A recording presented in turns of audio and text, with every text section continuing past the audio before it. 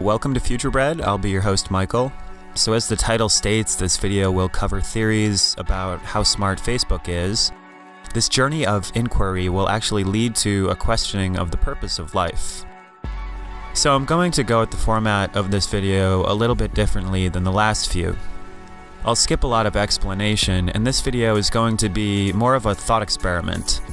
But one important thing to know is that even if you don't have a Facebook profile, you are still part of this, since Facebook keeps shadow profiles on anyone with an online presence. Okay, so I'm going to describe a situation and entity. To streamline the story and create a navigable platform for the thought experiment, I'm going to use some absolutes. So we have 5 conditions to start with. Number 1, imagine that someone has access to all of your recorded internet use. Number 2, that this entity wants to use that information to learn about you. Number 3, that they are omnipotent. They have unlimited resources and intelligence to study you with. Number 4, they have a similar depth of information for everyone on the planet who uses the internet. And number 5, besides understanding you subjectively, the entity also wants a more objective understanding of all of humanity. Now we can question the intention of the entity. Listed next will be 2 such intentions, or paths, if you will. After each of them, I'll ask a few questions related to that path. The first intention. Your intention is to aid to the evolution of humankind. And now the sub-questions. What would you study? What would you learn? How would you use this information to affect the world? Now the second intention. Your intention is to create the largest profit that you can. What would you study? What would you learn? How would you use this information to affect the world? Feel free to explore these questions on your own. I'll give some of my own conclusions at the end of the video, but right now I wanted to pause this thought experiment business to talk about a different question. I thought that since Facebook is becoming ever increasingly powerful, and because they are showing morally questionable practices in a world that's never seen or dealt with anything like Facebook before, it would be a good time to check in with what our purpose on Earth might be. Of course, there is no visible purpose, which is why we make them up. So to keep it simple, I came up with one purpose that I thought would have the broadest reach and the most people would agree with, which is to become smarter. A more correct word would be evolve, but there are a lot of stigmas attached to that word, so becoming smarter seems to be an easier word to work with. I think it's something that almost everyone can admit to themselves that they want. So if we agree that a purpose to being alive is to get smarter, to gain knowledge and improve the functions of our minds, how do we do that? Psychologists note that people are best able to absorb new information and be open to new concepts when they are relaxed and feel safe and accepted. When a person exists in this mindset, they are able to be creative, and it comes naturally to them. Someone who is able to freely express themselves is more likely to be fulfilled and feel whole.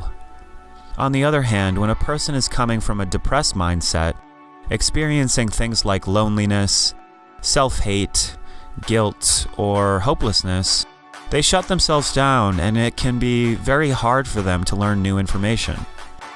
It can be difficult to get focused, and they can feel unfulfilled. The main thing that I want to point out is that a person with depressed feelings most likely feels some sort of emptiness inside of them. A human's natural response to emptiness is to try to fill that emptiness. Some of us shop, some of us eat, some do drugs. But these responses are all similar in that they're all consuming something. We try to put something in us, or bring something into our lives to fill the emptiness. I speculate that Facebook knows that having gloomy feelings creates an internal need that can be supplemented with materialism, and I think that they use their platform to cultivate these feelings in us. I think that the broad and looming feelings of doom and dread that a lot of people have these days does not come from anything real, but is subtly encouraged within the Facebook platform and by the media in large, not only because negativity is popular, but also because it turns us into better consumers. I believe Facebook is solemnly motivated by profit, and that they add bits of well-advertised goodwill in order to create an image of caring. I think that they do the bare minimum of this based on a sort of calculus within the company. And I think that the majority of businesses today follow that same model. Now, it's important for us to take some accountability of the Facebook thing, at least to the point that we are aware of what's going on. But if it's awareness that determines accountability, then Facebook is on top of the mountain of this awareness. Right now, they have the combined information of over 2 billion users, and an unlimited ability to study this information and motives dominated by profit.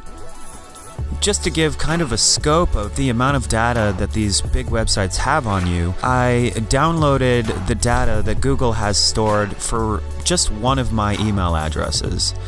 It came out to be over a gigabyte of text, which was about 900,000 pages of written data.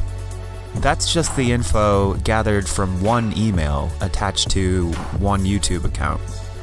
Besides the immense mass of information that each platform collects from you individually, all of the large platforms share that information with each other. Ever notice something being advertised to you on Facebook that you were just talking about? Or a contact that you only have in Gmail showing up in the suggested friends section on Facebook? Never before has such a powerful and large collection of information existed. It could be studied in very many different ways. In fact, I think that Facebook could have an incredible role in helping humanity. In a culture where happiness is disproportionately highlighted as the correct way to be, it creates an atmosphere where we feel the need to conceal our sadness, which perpetuates feelings of separation and loneliness. Releasing a study that shows an objective portrait of how many people get lonely, how many of us get depressed, how many of us get really sad sometimes, may help us to break down the barriers of separation and sadness that we have between each other. We have to normalize sadness before we can begin to know true happiness. And I think that Facebook could help us a lot with our sadness, and could act in a way that would ripple out and change the world. That is, if they adjust their ways. I think that they are doing great harm right now, just to be clear. So what do you guys think? What kinds of things do you think Facebook is studying right now? I love the thought experiments because you can learn a lot from a practice like this. It's kind of like an exciting way to meditate where you can explore your mind and possibly even have some thoughts that have never been had before. So yeah, let me know what you came up with in the comments section below. Unfortunately, I think that we're stuck with Facebook as it is for now, but who's to say that a revolution over our quality of life and mind isn't coming, in which case they would either evolve or die. And to reiterate something I said in a previous video, as our society changes, it's important that our government and methods of exchange evolve as well, in order to keep up with the new society. I may get into ideas about alternative currencies that may better match the values of our time in an upcoming video. But until then, like and subscribe, and I'll see you in the next one.